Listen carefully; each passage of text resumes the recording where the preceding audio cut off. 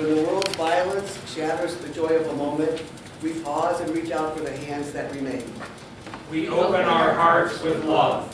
When despair rises as a monster from the deep and drags down one of our own, our answer is that. We open our hearts with love.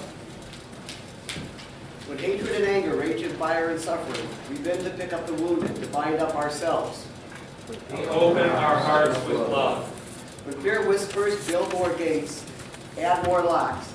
But blessed are those who defend themselves. We rock those fears to sleep and let them rest as We open our hearts with love. people will do unspeakably cruel and horrible things. We know this fact. We live and die this daily all around the world, in every community and every wasteland. But we know the answer is found only with one action, and so We open our hearts with love. hatred never ceases by hatred, but by love alone can be healed. This is the truth we affirm. We live with courage and with a wider and wider circle of that force that bends our lives to one of mercy, justice, and compassion. We open our hearts with love. It's the truth. Just by being born, you are loved. There is something within you and every person that can be loved. We open our hearts with love. In love, we pray for those families, those individuals, all the persons here and everywhere who are desperately sure that there is not enough love in the world for them to have some. Who are desperately sure they do not matter. In love with life, in love with the beloved, we turn to answer that desperation with assurance. You are loved, you are lovable. We will and do love you. Now attend to your life's work, to love. That's the only legacy that matters. Amen.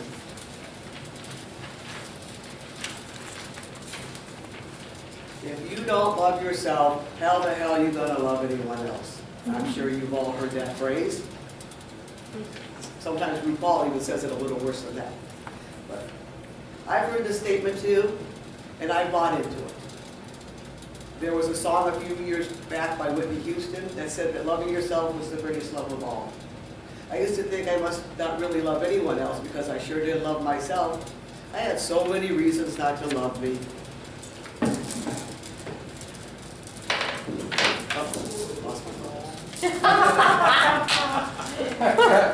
I was overweight, unattractive, not great in school, not gifted in sports, had self-esteem, feeling like I could never do anything right. All the reasons I couldn't love me. But our UU sources tell us to affirm and promote the words and deeds of prophetic women and men which challenge us to confront powers and structures of evil with justice, compassion, and the transforming love, as well as listening to Jewish and Christian teachings which call us to respond to God's love by loving our neighbors as ourselves. Speaking of God's love, the following was written by Reverend Dr. Mark Morrison Reed. Have you ever heard a Unitarian-Universalist speak of having had a conversion experience? Have you had such an experience? As UUs, we aren't big on altar calls or emotional conversations. We tend to be too cerebral, but sometimes there comes a moment which divides your life into before and after. A moment in which there is a spiritual transformation, a shift in your inner reality that changes the way you view the world. Such a moment once seized Dr. Reed, and he was transformed from a Unitarian into a Universalist. He continues that it happened in the fall of 1980 at the annual meeting of the New York State Convention of Universalists. He says, my wife Donna and I arrived late, slid into a pew, and turned our attention to the Reverend Gordon McKeon, who had already begun to deliver a keynote address, The Persistence of Universalism. It was the beginning of our second year of co-ministry at the First Universalist Church of Rochester, New York. But we didn't know very much about Universalism, except what we were learning via osmosis. Of course, I'd studied the basics in theological school, how the early church father Origen argued for universal salvation, how John Murray founded the first American meeting house in 1790, and why some ultra-universalists were called the Death and Glory School. However, since I had been raised Unitarian in Chicago, the Unitarian ethos had been bred into me rather than universalism. Its main ideas are pretty intellectual. There is no Trinity, and later, all gods are one. Or so I thought. I sat admiring the stained glass and carved beams, half looking, half listening, until I heard McKeon say, universalism came to be called the gospel of God's success, the gospel of the larger hope. Beautifully spoken, the image was that of the last unrepentant sinner being dragged, kicking and screaming, into heaven, unable to resist the power and love of the Almighty. What a graphic picture, a divine kidnapping, if you will. The last sinner was being dragged by his collar, I imagine, into heaven. What kind of God was this? Suddenly, what I had learned in seminary and what I was gleaning from our congregation came together, and I got it. This was a religion of radical and overpowering love. Universal salvation insists that no matter what we do, God so loves us that she will not and cannot consign even a single human individual to eternal damnation. Universal salvation, the reality that we share a common destiny, is the inescapable consequence of universal love. Unitarian Universalists embrace many images of God and reject even more. But a God who drags the last unrepentant sinner kicking and screaming, no, actually profanely cursing and resisting, into heaven, that might be a God we can envision. We can admire. We can have confidence in. We can have feelings about it. We can even laugh about it. It is a personification of the most holy, rooted in a powerful, sometimes overwhelming feeling. It is an experience that transcends description, a yearning that defies analysis. What a relief to feel that ultimately there is nothing I can do to alienate myself from God's loving embrace. That almighty but tender arms of the creative force that upholds and sustains all life. Universalism's insight is that you cannot force people into loving one another. The commandments are not threats. If they are not fulfilled, God will not withdraw a love that is all-encompassing. No one has ever or ever will draw true love out of another with punishment. God's love is given to all. It is more positive force for good than fear will ever be. Love is not just stronger than fear, it is stronger than death. Love survives in us, thus all the departed reside inside us. Behind this is a simple truth. In being loved, we learn to love. Those who are loved will turn in love to love others. Those who feel God's infinite love within themselves will feel so good about themselves, so connected to life, so full of compassion that they will not be able to help but spread that love. They will overflow with love. What is love? A stand before life with open heart, accepting arms, eyes wide with wonder, and a bemused smile. This was the feeling that captured me some 30 years ago. This is the belief that the world needs today as much as ever. The image of the sinner being dragged into heaven took my unconscious early experience of being raised and being loved by a family, embedded in a Unitarian community, and made that experience of love paramount. Henceforth, I could say, I will make mistakes and I will fail. I will disappoint others and myself. I will do thoughtless, hurtful things. I may be scorned by the world, may be no good, and rotten to the core. I may even reject the love that is offered to me, and still I am sustained by the creation that made us all. The gospel of the larger hope is a message of inclusion that proclaims God's enduring and undaunting love. What has always puzzled me is why it didn't sweep the world. Why, after a boom in the first half of the 19th century, did it collapse? Why is the afterthought in Unitarian Universalism? Why is universalism and its proclamation of unconditional and uncompromising, all-embracing and overpowering divine love more difficult to believe than the resurrection and a virgin birth? Why is it easier to believe the unbelievable than to believe we are one human family beloved by the holy? What we yearn for is unconditional love, but it is contradicted by our experiences. Instead, the primary message each of us receives over and over again is behave and be loved, behave and be loved. The implication is that those who are good and compliant are loved, and all others are not. Universalism calls this partialism. In other words, people have taken their own experience of conditional, judgmental, imperfect human love and ascribed it to God. Today, given the insane rate of incarceration in America, ongoing strife in Afghanistan and Iraq, the decades-old conflict between Israel and Palestinians, upheaval in Syria, and it goes on and on. Universalism is as important as ever. The world needs to know that God's love is boundless, that we UUs have abandoned the language and retreated from this ancient proclamation.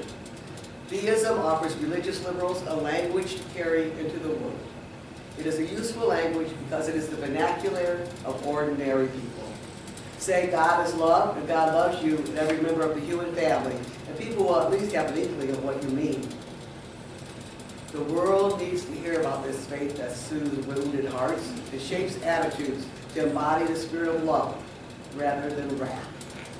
In the face of neo-tribalism, we need a message that challenges the illegal humans and terrorists rhetoric, contradicts an us versus them mentality, and proclaims the oneness of the human family.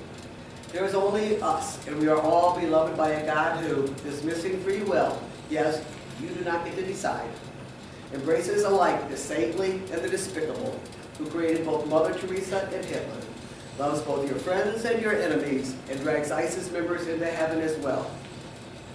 This is truth almost too shocking for us to assimilate. But in the words of UU Minister David Baumgartner, beneath all of our diversity and behind all our differences, there is a unity which makes us one and binds us forever together in spite of time and depth and the space between the stars. It is the unrelenting tug of this reality, which I know is God, and that I gladly submitted that long ago day. Wow. Doesn't matter who we are. It doesn't matter if we love ourselves. We are loved by some force, an all-powerful spirit or divinity. Who some of us call God. By loving us, God teaches us to love others. Well, what is this love anyways? Are we happy because we have fuzzy feelings for our families and they have fuzzy feelings for us? They can hardly be something strong or sustaining during the tough times. That might die when someone does something you disapprove of, or that goes against your dreams for him or her. No, it must be something else. But what? I think part of it is commitment, no matter what. No matter what your love chooses or does, or how they develop as people, you will stand by them. No matter what tornadoes or hurricanes come, you stand strong beside them. No matter if they forget to turn the lights out when they leave a room, or want to be a lawyer, or go grocery shopping in a different way than you do, you endure. There's a sense of security of all those fuzzy feelings that comes from that love. We love our parents before we understood what love is. I was lucky because I had parents that stood by me always.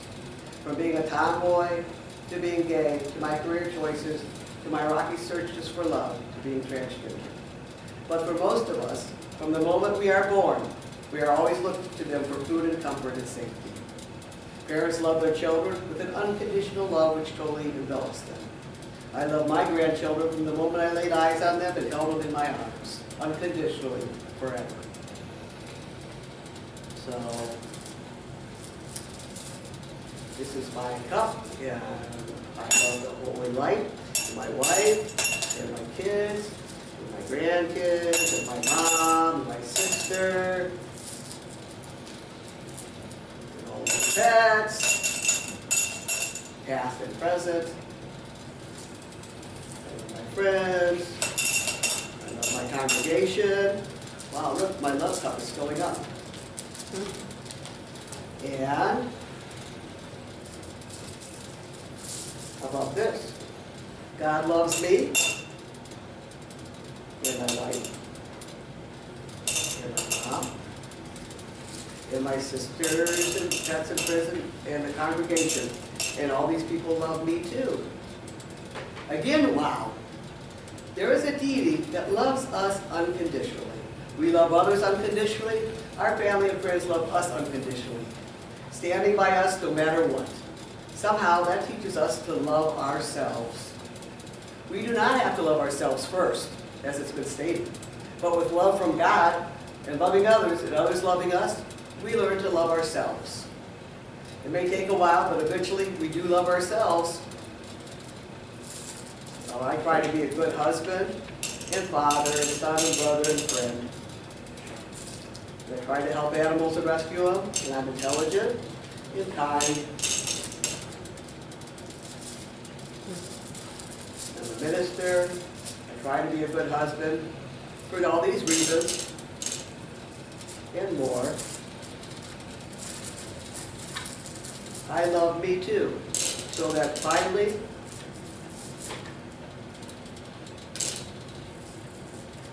my cup runneth over in love. All over.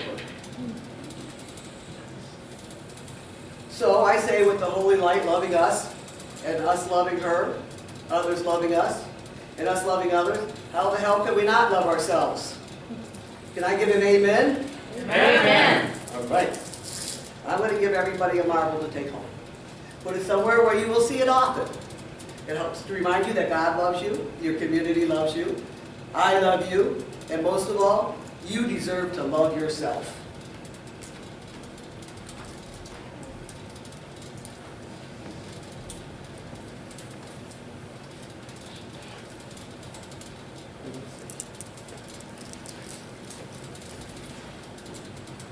Don't forget,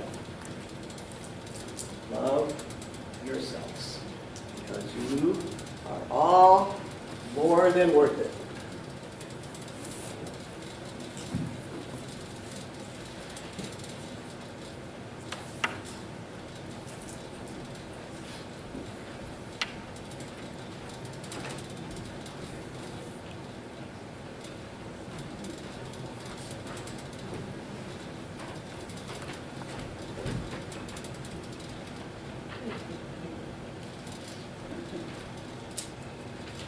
So, remember, we all love each other here, and we all deserve to love ourselves. Let us stand and sing Spirit of Life, number 123.